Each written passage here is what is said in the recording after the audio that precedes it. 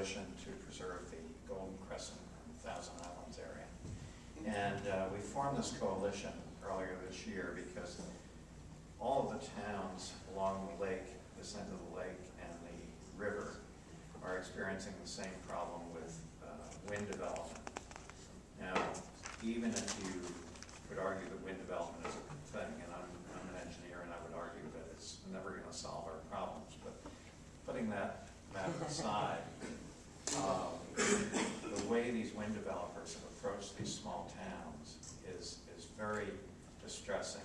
They come in, secretly sign secret agreements with some of the large landholders, and only years later do they reveal their intentions to the towns that they're going to construct a wind farm, which means essentially taking an area that has been historically a resort area, and many people in the area depend on things like trailer parks, marinas, hotels, restaurants for their living, and these are patronized not exclusively but mainly by summer residents who come up to enjoy the peace and quiet and the fine scenery that you alleged in Plattsburgh. It's the same over on this side.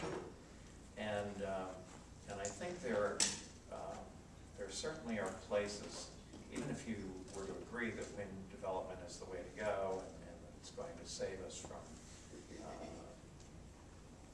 global warming or whatever, there are places where these wind turbines really shouldn't be, places of great scenic beauty. I mean, I think everybody would agree that you wouldn't have Mount Rushmore or Yellowstone Park, and I don't think they belong in the Thousand Islands or the Golden Crescent either.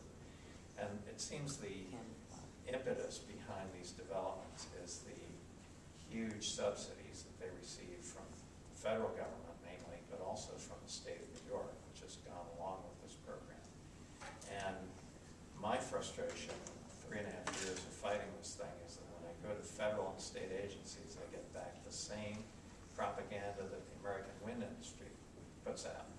It doesn't seem to be that the government has really taken a look at this in terms of asking, is this really doing what it purports to do, and that is to reduce greenhouse gas emissions. There are plenty of independent studies around that say that it doesn't, or in fact does the opposite, that it actually increases the use of our fuel. So I'm hoping that, I know this federal subsidy comes up for renewal every couple of years. I'm hoping that we can get some of you to stand up against it, because I think it results in, you know, we have this incredible corruption in this area, which doesn't seem to go away. We've been in touch with New York's Attorney General, who developed a code of ethics for the wind developers. And we have people who are named on the code of ethics, but the Attorney General has nothing further for us. He has no way to enforce this and have these people step down from making decisions. So thank you very much for listening. Thank you. From my perspective, I view the wind energy issue in terms of the site of wind turbines or wind farms as being largely a local issue. It's something that the local municipalities need to work their way through and come to a conclusion, presumably after they've held the appropriate hearings and listened to what the residents of the area have to say.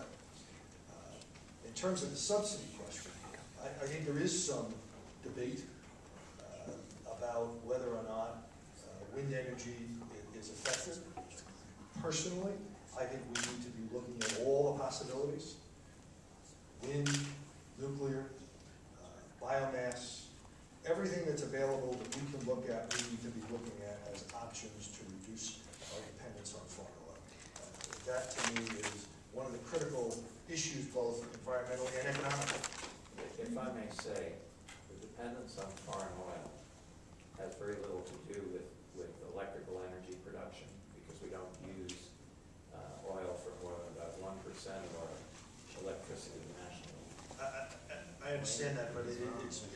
This is just a piece of propaganda the wind industry puts out there. And there's a lot of information out there. There's no doubt about it. and sorting through all of that information.